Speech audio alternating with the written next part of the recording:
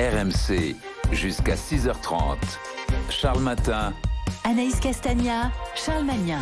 Il est 6h10, bon réveil à tous sur RMC, on part tout de suite dans le Gard. L'invité de Charles Matin. Notre invité ce matin, c'est vous, Laurent Bagnol, bonjour.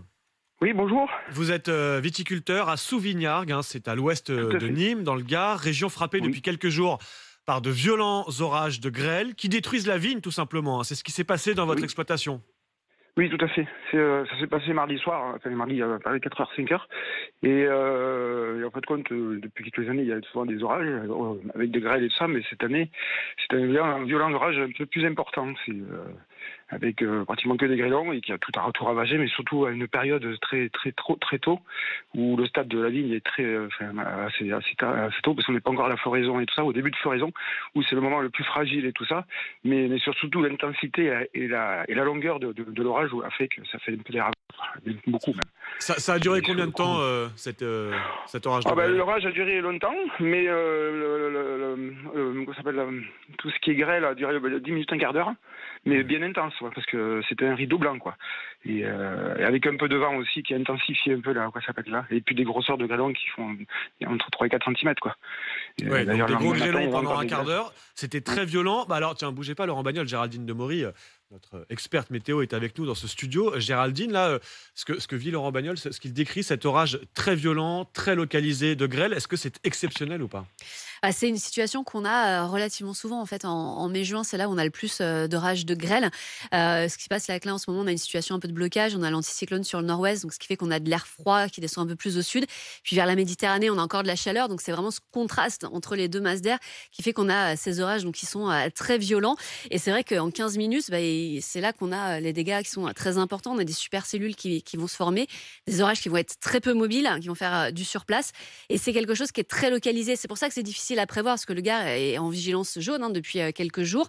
Donc on sait qu'il va y avoir des gros orages, mais pour savoir où exactement ça va tomber, ça on n'arrive pas encore à le prévoir, et c'est vraiment très très localisé. Et donc Laurent Bagnol, c'est tombé sur vous, sur votre exploitation. Racontez-nous la conséquence là, c'est toute l'exploitation, toute la cuvée qui disparaît. Oui, là maintenant on oublie 2023 et on va travailler pour faire 2024, parce que là maintenant c'est pas sauver 2023, il faut sauver 2024, parce que maintenant il faut travailler pour aseptiser toutes ces blessures, pour essayer de faire refaire du bois, pour avoir une qualité de bois, pour pouvoir tailler, pour faire refaire un millésime 2024, parce que ça se joue après sur les années d'après.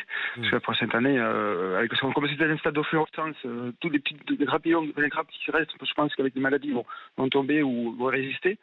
Et voilà, maintenant donc là c'est soigner, sauver la vigne pour 2024, mais vous avez fait une croix sur 2023. Est-ce que vous avez les moyens de survivre à une année blanche comme ça, sans raison? Difficilement. On va dire que l'avantage, c'est que j'ai un peu de vin en stock. Moi, je suis vigneron indépendant. Sur le coup, j'ai des bouteilles en stock. Je l'ai géré tout ça, parce que maintenant qu'on a pris l'habitude d'avoir des aléas climatiques plus souvent, on va dire. Sur le coup, on essaye de faire des réserves pour justement assouvir à ces problématiques, Justement, comment vous faites au quotidien pour faire face justement au dérèglement climatique? Vous y êtes de plus en plus confrontés, vous le dites? Oui, tout à fait. On serre les fesses tous les jours maintenant. On serre les fesses au début du gel. On serre les fesses dès qu'on voit un orage passer. Parce que hier soir, il y a eu en plus encore un orage où la grêle tombait à 10 km de l'oiseau de Souvignargues. Sur le coup, on subit. C'est le monde rural de l'agricole, c'est qu'on subit les aléas. On fait cas. Moi, j'ai pris un peu plus de surface justement pour ces problématiques, pour ramasser au moins un minimum. Bon, cette année, c'est pas le cas, parce que en fait, l'orage était plus large parce qu'il a fait une belle orage assez large, parce que moi j'ai des vignes un peu disparses, elles ne sont pas au même endroit. D'accord. Malgré ça, ça a tout été touché. Et puis voilà, et surtout que maintenant on n'est que le 24 mai, les vendanges sont au 1er septembre. Alors sur le coup, c'est loin, Et Laurent Bagnol, est-ce qu'il existe des techniques efficaces pour se protéger? On entend parler parfois de ces filets anti-grêle. Filet anti-grêle, comme me disait un collègue hier, c'est que ces filets anti-grêle et la grêle qu'il a eu hier, ça aurait pas été efficace. Ils auraient trouvé les bâches. Et puis, techniquement à installer sur des arbres, c'est plus facile. Sur des vignes, un peu plus difficile parce qu'à tirer, à installer, c'est à développer, il faut aller vite, quoi. Et surtout, quand vous avez 10 hectares et qu'ils ne sont pas au même endroit, il faut être 10 pour le faire en amont, quoi. Et comme on disait, et comme on ne peut pas prévoir à l'avance que ça va tomber sur nous, la grêle, en gros, voilà. Ouais, donc pour la grêle, il n'y a pas d'arme pour l'instant efficace. Tiens, je vais me tourner vers Géraldine. Géraldine, justement, il va falloir trouver des techniques pour protéger la vigne des aléas climatiques. Il y a la grêle, mais il y a aussi la sécheresse. Comment... tous les ans. Oui, et pas que dans le Gard, dans toute la France, on cherche dans des techniques pour protéger la vigne. Exactement. D'ailleurs, c'est le thème de mon podcast Objectif Serre là, de cette semaine, où je vous parle d'une serre bioclimatique qui va permettre de mettre à l'abri en fait, des porte-greffes et des greffons. Donc, c'est vraiment tout ce qui est à l'origine de la vigne. Ça va les protéger des aléas climatiques, des maladies. Ça va être une première en France. Et ça va permettre ensuite aux viticulteurs de renouveler leur vignoble, d'avoir des cépages qui vont être plus variés, plus résistants aussi à la sécheresse, au gel et aux maladies. Mais effectivement, contre la grêle, en revanche, pour l'instant, on a encore... pour l'instant, il n'y a pas de solution miracle. Laurent Bagnol, j'ai une dernière question. Est-ce que vous êtes... il y a des assurances qui vous couvrent pour ce genre d'aléas ? Oui, mais comme maintenant les aléas sont de plus en plus précis, de moins en moins remboursés, en fonction, parce qu'en fait ça se gère toujours par rapport si on passe en calamité agricole ou pas, ou les assurances. Il y a toujours l'ANIA qui fait un peu la problématique. Et les assurances sont de plus en plus difficiles à se faire rembourser. Parce que moi, sur le gel, l'année dernière, je n'ai pratiquement rien touché par rapport à ce que je cotise.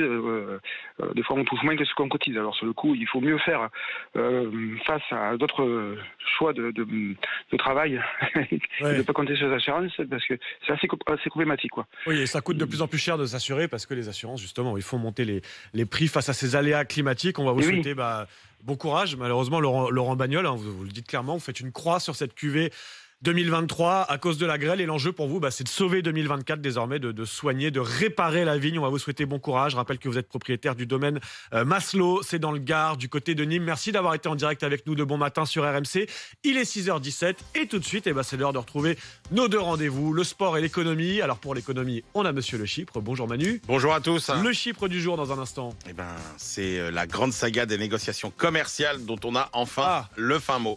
On va savoir de combien les prix vont baisser. La réponse tout de suite avec Manu. Et puis notre Story Sport, ce sera avec Alex Biggerstaff, bonjour. Bonjour, on va parler de Sébastien Haller, un footballeur hors norme puisqu'il a combattu un cancer des testicules. Ouais, incroyable destin, incroyable histoire de ce footballeur Sébastien Haller. On vous la raconte tout de suite sur RMC.